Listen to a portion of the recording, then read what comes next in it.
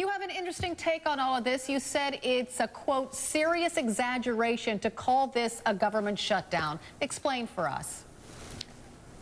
Yeah, if we truly had a government shutdown, I'd be sitting here with a glass of champagne in my hand. But the fact of the matter is most of what the government does, it's going to still continue to do. As the days continue for this so-called government shutdown, the NSA is still going to spy on us. The military is still going to police the world and protect the interest of wealthy allies.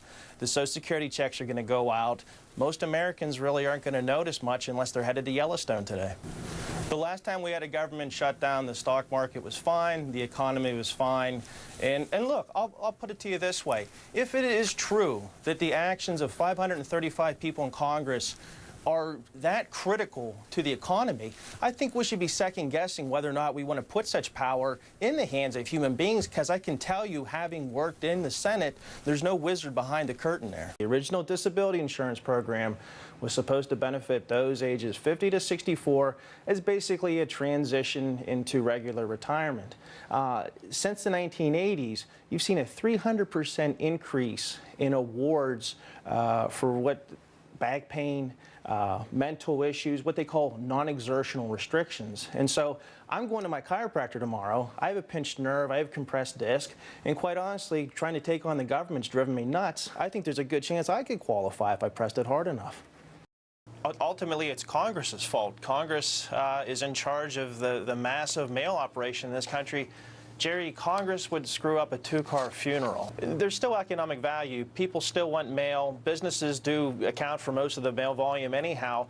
The question is, do we still need this government one-size-fits-all model where you have delivery 6 days a week and a uniform stamp price? Right. Let people decide they want mail 3 days a week. Perhaps they'll pay a premium for 7 days a week. But we don't know, because the government sets prices and services instead of allowing market forces to work. However, that gets to the problem with the Postal Service. It's supposed to run like a business, yet it answers to 535 politicians, collectively known as Congress. And Stuart, I think you and I would agree, Congress isn't capable of running a hot dog stand. And that's the problem. If you want a corollary, look at entitlement programs, Social Security, Medicare. These are major problems that need to be addressed now. The post office needs to be addressed now, but there's no incentive in Washington.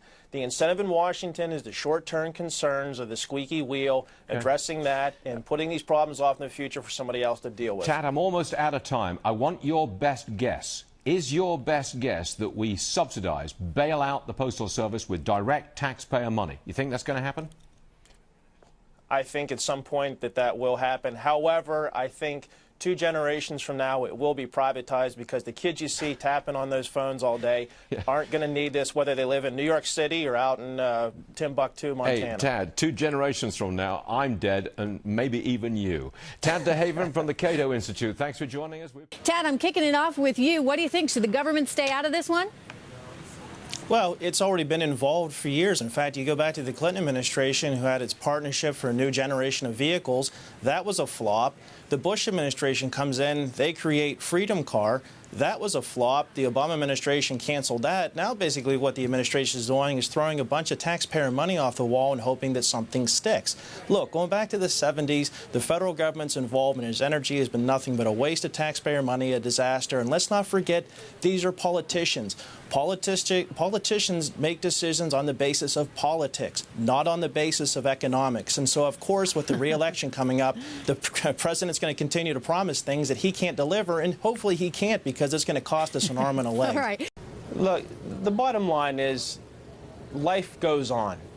And the federal government is still going to be collecting a lot of money via taxes and fees. So it's a matter of prioritizing your spending. Now, is this a good situation? Is this the ideal situation? Of course it's not the ideal situation. But Treasury can still take care of bond holders, of debt holders. They can still issue Social Security checks. There's a lot of rhetoric, there's a lot of scare tactics, and that's understandable because both sides are rushing to get a job done. What I'm hoping is, I'm hoping that the American people stop and look at this absolute circus, and start to ask themselves if it's true. Come August 2nd, that we could have an economic Armageddon or a meltdown of some sort.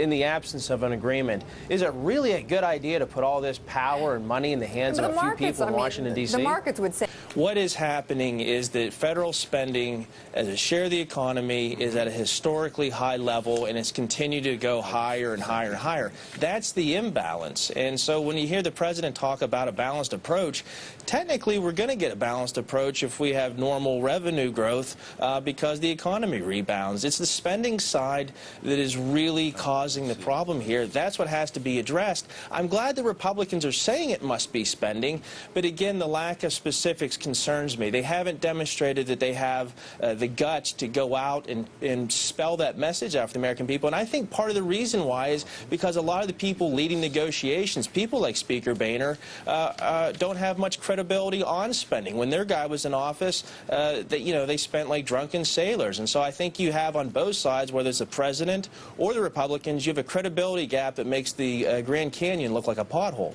All right, Ted, we'll leave it there. The Grand Canyon as a pothole. Final image, Ted DeHaven joining us there. He is an analyst at the Cato Institute. But it takes an awful lot of guts to get in between the transportation lobbyists and all the other special interests and their big mega projects. That's basically like getting between a starving pit bull and his porterhouse steak.